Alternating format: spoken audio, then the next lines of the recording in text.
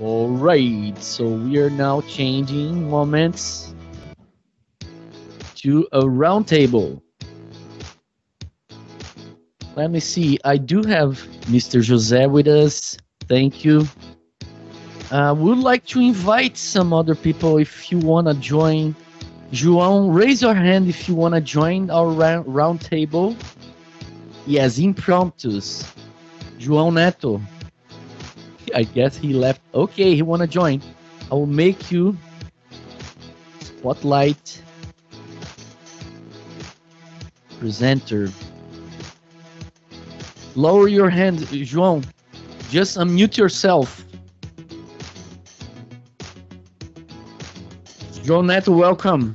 João Neto is one of the... He has a name just like José Neto, but it's just a coincidence. We are friends for a long time. Welcome, João. Hey, João guys. Neto now works for Sitecore, or what, 4 years, João? Something like that? 2 years. Oh my God, time flies. It looks much more than that. All right, welcome. So we'll go through 3 quick subjects.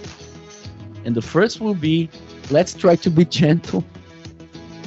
What is your preferred Sitecore 10 feature? Want to get started? I can, I can start it. Well, I would say that my first feature would be the Sitecore CLI, the command line interface. I think it's very important feature. Of course, I do like to use things that are not just in command line. Probably in a few years you'll be doing those things, maybe using like virtual reality glasses, right? And then we think, oh, okay, but command line, come on, you're going to VR soon, you know? Yeah. But I do recognize the importance of having things being done by command line. You can support PowerShell for that.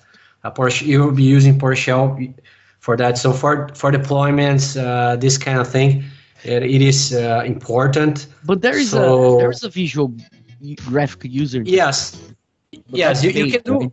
Yeah, you can do with Visual Studio as well. There is like a box that you still can see the projects, and you can do within the Visual Studio. But you also can do on command line. So it's 2 visualizations. You are not just you don't need to type every time that you want to push the Sitecore icons, right? You can do using the Visual Studio. But still, I think it's a very important feature. So for me, I would say Sitecore CLI. Nice. What about you, João? For a couple of years, you're working now from the other side. Yeah. From the inside of Sitecore. So what's your perception about 10 features and your preferred one? I have actually 2 preferred features. The first one is containers. Mm-hmm. And yeah, I mean, it's very nice that we can now use like use the containers for deployments and for development. I think this added support, it's much needed, so you can have a standard like environment. So yeah, we've ever released in the past, we have different configurations if you decide to install on premise or go Azure, but now with the containers, it's just, I mean, for your teams, well, you don't have to worry about machine configurations, if you have Solar install or anything like that. And my second favorite, I think that's my most favorite, is how simplified was upgrades. So being working on several upgrades and not having to install the Sitecore update package, I think that's amazing. Oh, yeah. I didn't do any 10 upgrade yet, but how was that? What is the difference? Is there any minimum version that you should be to enjoy the easier upgrade? I think the minimal, if I'm not mistaken, is the Sitecore 8.1. So, and basically you can jump straight to 10? Yes. Yeah, I'm not sure if 8.1 or 8.2. It's one of the 8. Yeah, the biggest difference is if you did an upgrade in the past, you know that at some point you have to install a .update package, and several things can go wrong. Yeah, your environment will crash, and then you have to keep fixing, removing configuration files or changing DLLs and keep refreshing until you see a successful happy message saying that your upgrade was done. And then you know there's much more. Then you have to fix errors and bugs and incompatibility issues. Now what we have is you don't have this step anymore.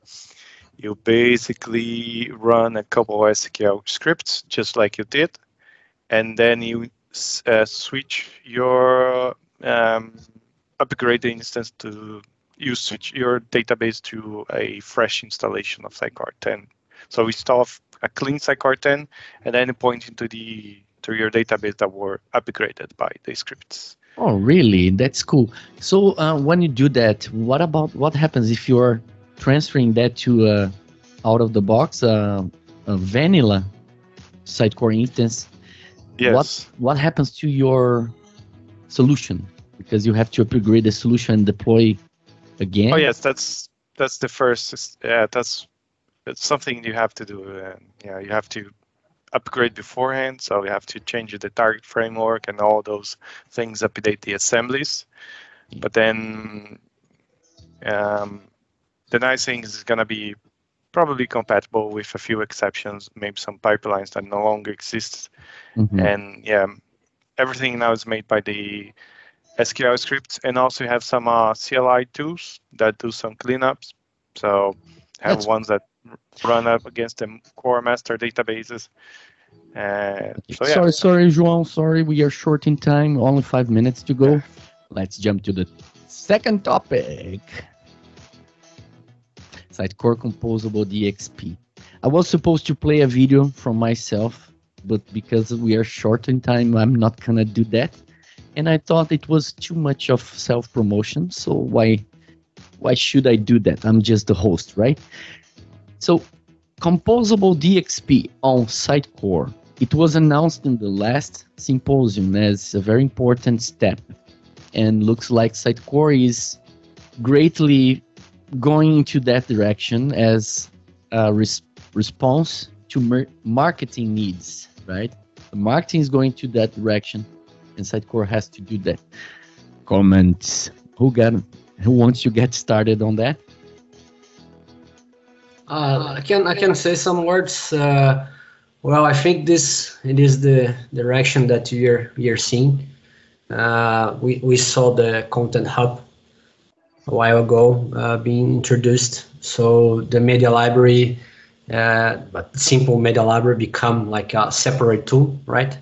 With Content Hub, and it's a really cool tool that I'm working with a little bit. And I also had opportunity to see the Sitecore CDP, and there you can do a lot of things too. So all this personalization part that you have in the Sitecore, now you're gonna have that in Sitecore CDP, right? So CDP, you can do personalize. CDP and you can do there, and it's really interesting, and as same thing as like Content Hub is a different tool. So you do complete separated, but it still holds a lot of functionality, and I think for marketers would be great.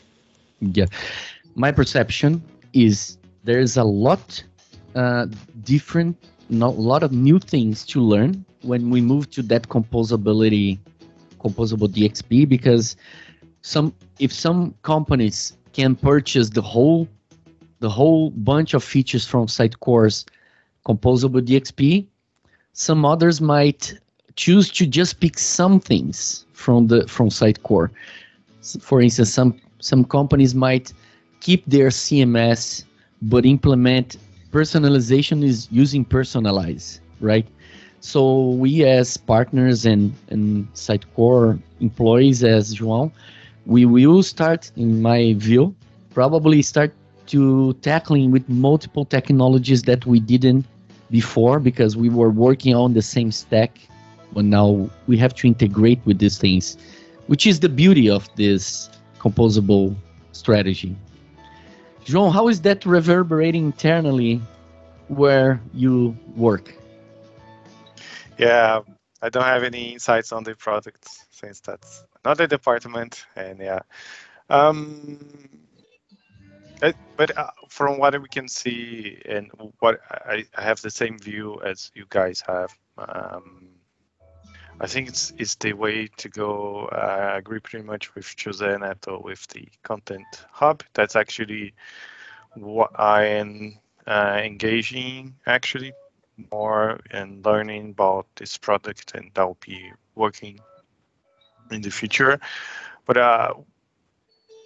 we know that the people that work with Sitecore since version 7 or 6 or even early know that Sitecore is a big product and very complex. Yeah, very complex, and sometimes some implementation that you may to, I don't know, creating some extension or new feature or nothing might break other things that were not intended. So now you find that you're no longer able to make personalizations because something you implemented for editing broke it.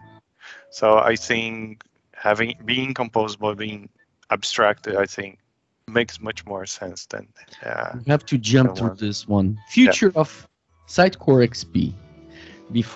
After we just spoke about the composable DXP, Sitecore announced in the last symposium, and we have to just I will not have to mention more than that because we're short in time.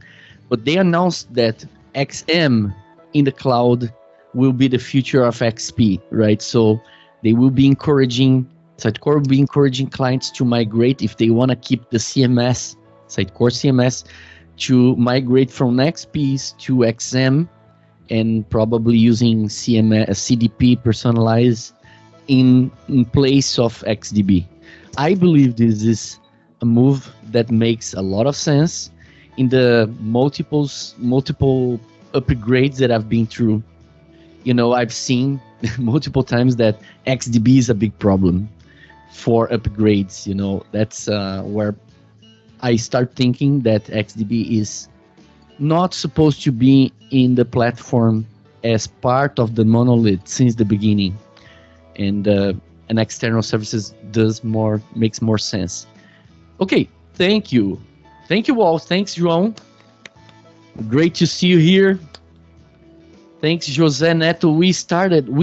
The three of us were in the first edition of Sitecore SUG-BR. So, and we are here in the most recent one.